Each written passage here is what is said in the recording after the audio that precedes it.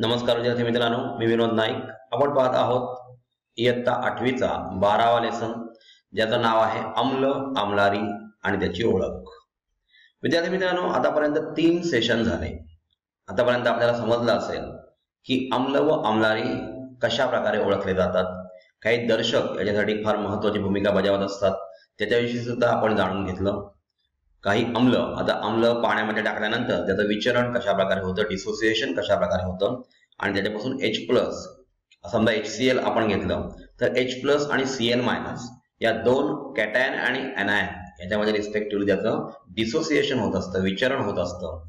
तसेच इतर अम्ल जे आहेत जसं CH3COH हे वीक ऍसिड आहे, हे पाण्यात टाकलं असतं त्याच्यापासून H+ आयनची निर्मिती फार स्लो होते आणि म्हणून त्याला वीक ऍसिड म्हटलं जातं. म्हणजे CH3CO- ऍसिटेट ग्रुप आहे तो आणि H+ अशा प्रकारे दोन कॅटायन आणि एनायन यांची निर्मिती इथे होत असते.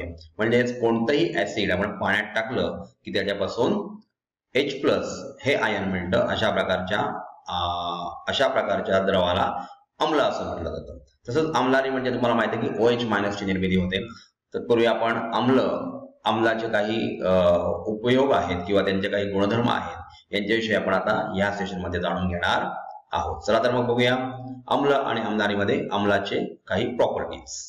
बघा, अम्लाचे गुणधर्म बघा. अम्लाची चव आंबट असते. विद्यार्थी मित्रांनो, आतापर्यंत जे 3 सेशन झाले त्याच्यानंतर आपल्याला कळून चुकलेलं असेल की अम्ल चवीला आंबट असते. त्यासाठी आपण ऑक्झॅलिक ऍसिड बघितलं कशामध्ये, तर टोमॅटोमध्ये. त्याच्यानंतर टार्टारिक ऍसिड बघितलं, त्याच्यानंतर सायट्रिक ऍसिड. म्हणजे ह्या सर्वांची चव कशी आहे, तर आंबट आहे. म्हणजे याच्यावरून आपल्याला पहिली प्रॉपर्टी मिळते ती अशी की अम्लाची चव आंबट असते.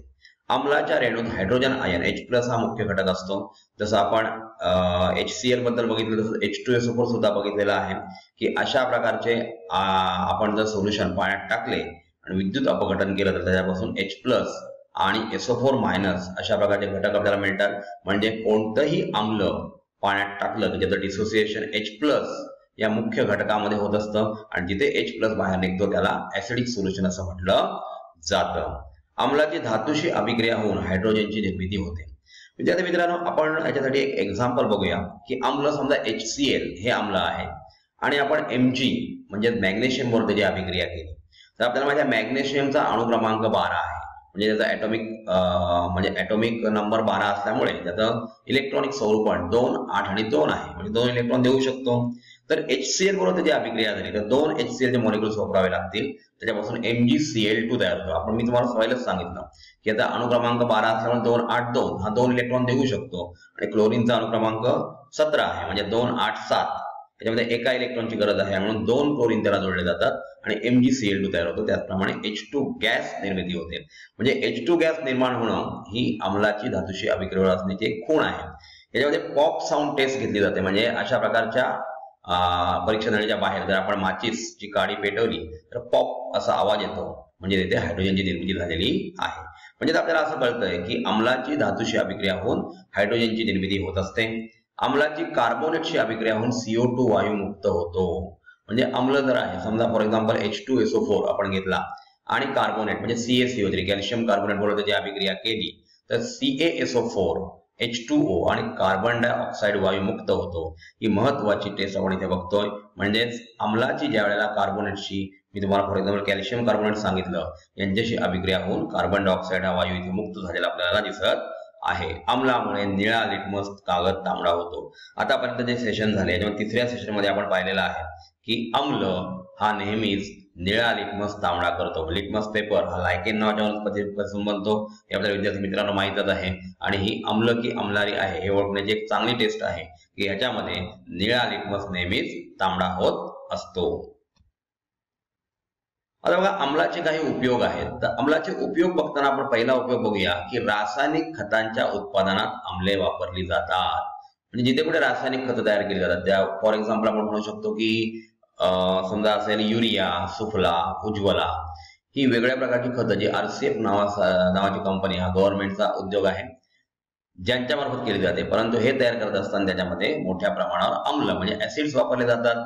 तेलाच्या शुद्धीकरण प्रक्रियेत म्हणजे आपण बघतो की रिफायनरीज ज्या आहेत जसं की आपण ONGC बघतो, oil and natural gas corporation, याच्यामध्ये जेव्हा तेलाचं शुद्धीकरण केलं जातं त्याच्यामध्ये अम्ल वापरले जातात. औषधी द्रव्ये म्हणजे मेडिसिन्स मध्ये रंग, डाईज, पेंट्स म्हणजे आपण जे केसांना लावतो कलप त्याला म्हणतात, म्हणजे हेअर डाय, किंवा आपल्या शर्ट्सचा किंवा टी शर्टचा जो कलर आहे त्याच्यामुळे परमनंट डाय आहेत. आणि अशा प्रकारच्या डाईज निर्माण करण्यासाठी म्हणजे रंग निर्माण करण्यासाठी आणि औषधी द्रव्ये निर्माण करण्यासाठी सुद्धा ऍसिडचा वापर करतात. त्याचप्रमाणे सर्वात महत्त्वाची गोष्ट म्हणजे स्फोटक द्रव्ये यांच्या निर्मितीत सुद्धा आम्लाचा वापर केला जातो. म्हणजे एक्सप्लोसिव्ह काही तयार करायचं असेल तर त्याच्यामध्ये स्फोटक द्रव्य करण्यासाठी आम्लांचा वापर केला जातो. भिन्न भिन्न क्लोराईड क्षार बनवण्यासाठी हायड्रोक्लोरिक आम्ल वापरतात. उदाहरणार्थ आपल्याला MgCl2 मॅग्नेशियम क्लोराईड तयार करायचं आहे, सोडियम क्लोराईड NaCl तयार करायचा आहे, किंवा CaCl2 म्हणजे कॅल्शियम क्लोराईड तयार करायचा आहे. तर अशा प्रकारचे FeCl3 फेरिक क्लोराईड, अशा प्रकारचे वेगळे क्षार तयार करण्यासाठी हायड्रोक्लोरिक ऍसिड ह्या ऍसिडचा म्हणजे आम्लाचा वापर केला जातो. त्यानंतर विद्यार्थी मित्रांनो लक्षात घ्या, विरल सल्फ्युरिक आम्ल बॅटरी विद्युत घट मध्ये वापरतात. म्हणजे हे जे ऍसिड आहे H2SO4 हे विद्युत घट जो असतो आपण बघतो ट्रक किंवा टेम्पोची बॅटरी आहे त्या बॅटरीमध्ये अशा प्रकारचं सल्फ्युरिक आम्ल टाकलं जातं. पाणी जंतू विरहित करण्यासाठी विरल हायड्रोक्लोरिक आम्लाचा वापर करत होतो. जनरली बघा पावसाळ्यामध्ये अशा प्रकारे पाणी जे असतं ते त्याच्यामध्ये इन्फेक्टेड काही व्हायरस असू शकतात, काही मायक्रो ऑर्गॅनिझम असू शकतात. मग अशा प्रकारचं पाणी आपण जर प्यायलो तर आपल्याला त्याचा अपाय होऊ शकतो. मग अशा प्रकारचं पाणी जे आहे ते शुद्ध करण्यासाठी ज्यांच्यामध्ये म्हणजे जंतू विरहित करण्यासाठी विरल हायड्रोक्लोरिक आम्लाचा वापर त्याच्यामध्ये केला जातो. लाकडाच्या लगद्यापासून पांढरा शुभ्र कागद बनवण्याकरता आम्लाचा वापर होतो. म्हणजे आपण जो पेपर ज्या पेपरवर आपण लिहितोय तो पेपर तयार करण्यासाठी त्या पेपर मिल इंडस्ट्रीमध्ये लाकडाच्या लगद्यापासून म्हणजे बांबू किंवा इतर लाकडापासून जो कागद तयार करतात त्या पांढरा शुभ्र करण्यासाठी त्याच्यामध्ये ऍसिडचा वापर केला जातो. इथे पहा सहज आम्ल आणि आम्लारीची दाहकता. तर सहज आम्ल फॉर एक्झाम्पल HCl घेऊ शकतो किंवा H2SO4 घेऊ शकतो. आम्लारीमध्ये NH4OH वीक आम्ल आहे ते. NaOH हे सहज आम्लारी आहे, सोडियम हायड्रॉक्साईड. सहज सल्फ्युरिक आम्लाचे पाण्यातील विरघळणे खूप उष्णता निर्माण करते. म्हणजे आपण पाण्यात जर एकदम टाकलं तर मोठ्या प्रमाणात उष्णता निर्माण होते, याच्यामध्ये मोठा ब्लास्ट सुद्धा होऊ शकतो आणि अशा प्रकारची उष्णता निर्माण करते. म्हणून त्याचे विरलीकरण करण्यासाठी ते अतिशय हळूहळू पाण्यात टाकतात. लक्षात घ्या, तुम्हीही कोणतेही एक्सपेरिमेंट करत असाल तर आपल्या टीचरचा म्हणजे आपल्या शिक्षकांचं मार्गदर्शन घेणं खूप गरजेचं आहे. नाहीतर आपण अशा प्रकारे कोणतेही रसायन कुठल्या पाण्यात वगैरे टाकली तर मोठा ब्लास्ट होऊ शकतो. जे सल्फ्युरिक आम्ल पाण्यात विरल करत असताना हळूहळू टाकलं जातं व काच कांडीने हळूहळू ढवळतात, जेणेकरून मोठ्या प्रमाणावर तयार होणारी उष्णता एकाच जागी न राहता संपूर्ण द्रावणात एक समान पसरेल. तुम्हाला माहित आहे अशा प्रकारची जर उष्णता मोठ्या प्रमाणावर तयार झाली तर तिथे ब्लास्ट होण्याची शक्यता असते, कारण मोठ्या प्रमाणावर ऊर्जा निर्मिती होत असते. आता असे आम्लाचे द्रावण उसळून बाहेर पडू नये म्हणून अशा प्रकारे आपण आम्ल जे आहे ते पाण्यामध्ये हळूहळू मिक्स केलं जातं. कधीही सहज सल्फ्युरिक आम्लात पाणी घालू नये. विद्यार्थी मित्रांनो हा पॉइंट तुम्ही लक्षात घ्या की सहज सल्फ्युरिक ऍसिड मध्ये कधीही पाणी ओतायचं नाही. तर पाण्यात हळूहळू सहज सल्फ्युरिक ऍसिड टाकलं जातं. तसे केल्याने काय होईल तर पाणी आपण घातलं तर काय होईल तर मोठ्या प्रमाणावर ऊर्जा निर्माण होईल आणि स्फोट म्हणजे ब्लास्ट होण्याची सुद्धा शक्यता इथे असते. Sodium hydroxide. सोडियम हायड्रॉक्साईडचा फॉर्म्युला काय आहे तर NaOH म्हणजे सोडियम हायड्रॉक्साईड आणि पोटॅशियम हायड्रॉक्साईड. आता Ca ब्रॅकेटमध्ये OH/2. विद्यार्थी मित्रांनो आपल्याला एक गोष्ट महत्त्वाची सांगायची आहे ती म्हणजे सोडियम हायड्रॉक्साईडचा फॉर्म्युला लिहिताना आपण NaOH लिहितो आणि कॅल्शियम हायड्रॉक्साईडचा फॉर्म्युला लिहिताना मात्र Ca आणि ब्रॅकेटमध्ये OH आणि ब्रॅकेटच्या आउटसाइड 2 लिहितो. असं का तर ह्याच्या पाठी संयुजा हा कन्सेप्ट आहे, व्हॅलन्सी हा कन्सेप्ट आहे. लक्षात घ्या सोडियमचा अणु क्रमांक 11 आहे म्हणजे ह्याचं इलेक्ट्रॉनिक कॉन्फिगरेशन 281 असं असतं. म्हणजे हा एक इलेक्ट्रॉन देऊ शकतो. सोडियम मेटल असल्यामुळे तो इलेक्ट्रॉन देतो, इलेक्ट्रोपॉझिटिव्ह होतो आणि एका क्लोरीनला एका इलेक्ट्रॉनची गरज असते कारण त्याचा अणु क्रमांक आहे 17, अणुअंक आहे 17, 287 म्हणजे अष्टक तयार करण्यासाठी अजून एका इलेक्ट्रॉनची गरज आणि म्हणून सोडियमकडे असलेला एक इलेक्ट्रॉन बाह्य कक्षेमध्ये 281 मध्ये तो इलेक्ट्रॉन त्याला दिला जातो कोणाला क्लोरीनला. आणि सोडियम क्लोराईड याच्यामध्ये एकच क्लोरीन येतो, सोडियम हायड्रॉक्साईडचं म्हणतो आपण. तर हायड्रॉक्साईड क्लोरीनच्या ऐवजी आपण हायड्रॉक्साईड जर घेतला तर हायड्रॉक्सिल ग्रुपवर एका निगेटिव्ह चार्जची नोंद असते म्हणजे त्याला एका इलेक्ट्रॉनची गरज आहे. तसं आपण कॅल्शियम हायड्रॉक्साईडचा विचार केला तर कॅल्शियमचा अणु क्रमांक आहे 20, 282 याचं इलेक्ट्रॉनिक स्वरूपण आहे म्हणजे हा 2 इलेक्ट्रॉन देऊ शकतो. एका हायड्रॉक्सिल ग्रुपला एकाच इलेक्ट्रॉनची गरज आहे म्हणजे ह्याच्यासाठी सहसंयोजी बंध तयार करण्यासाठी. कॅल्शियम मधून जेव्हा 2 इलेक्ट्रॉन दिले जातात तेव्हा इथे कोणता बंध तयार होतो, तर आयोनिक बंध तयार होतो. ऑक्सिजन आणि हायड्रोजन मध्ये सहसंयोजी बंध म्हणजे कोव्हॅलंट बॉन्ड असतो, यामध्ये इलेक्ट्रॉनची शेअरिंग केलेली असते आणि ह्याला एका इलेक्ट्रॉनची गरज आहे. तर कॅल्शियम कडे असेल 2 इलेक्ट्रॉन त्याच्याकडून दिले जातात. आता एका हायड्रॉक्सिल ग्रुपला एकाच इलेक्ट्रॉनची गरज आहे आणि म्हणून अशा प्रकारे 2 हायड्रॉक्सिल ग्रुप जोडले जातात आणि म्हणून त्याचा फॉर्म्युला Ca ब्रॅकेट मध्ये OH आणि आउटसाइड द ब्रॅकेट 2 असतो. Mg(OH/2) सुद्धा असाच लिहिला जातो, कारण Mg चा सुद्धा ऍटॉमिक नंबर किती आहे, तर 12, 2, 8, 2. आता ह्यांची सहज द्रावणे जी आहेत ती त्वचेवर पडली तर त्वचा भासते, कारण ते त्वचेतील प्रथिनांचे विघटन करतात.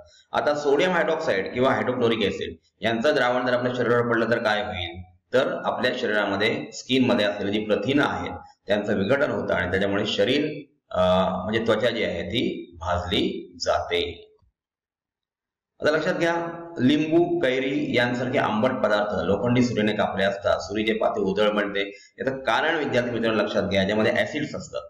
जर आंबट पदार्थ आहेत, आंबट पदार्थ म्हणजे काय आपल्याला माहिती आहे, आंबट पदार्थ म्हणजे ऍसिड आणि ह्याच्यामुळे ऍसिडवर त्या धातूची रिएक्शन होते आणि त्याच्यामुळे तिथे आपल्याला ती सुरी चकाकताना दिसते. खनिज आम्ले शरीराला हानिकारक असतात, म्हणजे HCl किंवा H2SO4 किंवा HNO3 खनिज आम्ले आहेत.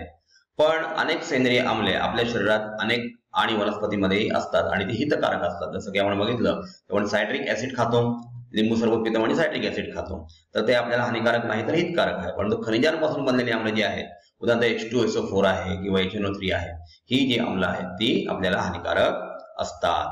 आपल्या शरीरातील DNA म्हणजे डीऑक्सिरायबोन्युक्लिक ऍसिड हा कुठे असतो विद्यार्थी मित्रांनो? बरोबर, हा जो आहे तो आपल्या पेशीमध्ये जे केंद्रक आहे त्या केंद्रकामध्ये याचे थ्रेड्स असतात, फायबर्स असतात, क्रोमॅटिन फायबर न्यूक्लियस मध्ये, आणि हे सुद्धा एक ऍसिड आहे कारण त्याच्या नावामध्ये आपल्याला ऍसिड दिसतो, डीऑक्सिरायबोन्युक्लिक ऍसिड, जे आपले अनुवंशिक गुण ठरवतात. म्हणजे आपल्या आई बाबांकडून आलेले गुण आपल्यामध्ये टाकले जातात. हे अनुवंशिक कॅरेक्टर ट्रान्सफर करण्याचं एक माध्यम आहे DNA, म्हणजे याच्यामध्ये ऍसिड असतं.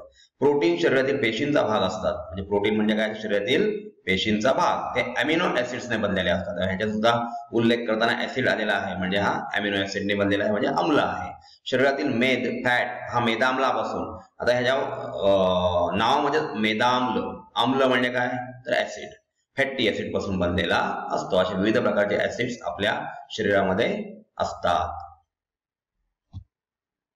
इथे बघा, अम्लारी हा एक असा पदार्थ असतो ज्याचे पाण्यातील द्रावण हायड्रॉक्साईड आयन OH- उपलब्ध करून देतात आणि NaOH किंवा Na++OH- म्हणजे आपल्यामध्ये sodium hydroxide, potassium hydroxide, calcium hydroxide, magnesium hydroxide किंवा अमोनियम हायड्रॉक्साईड NH4OH यांचं पाण्यातील द्रावण आपल्याला OH- आयन देतं आणि ह्यांनाच अम्लारी असं म्हणतात.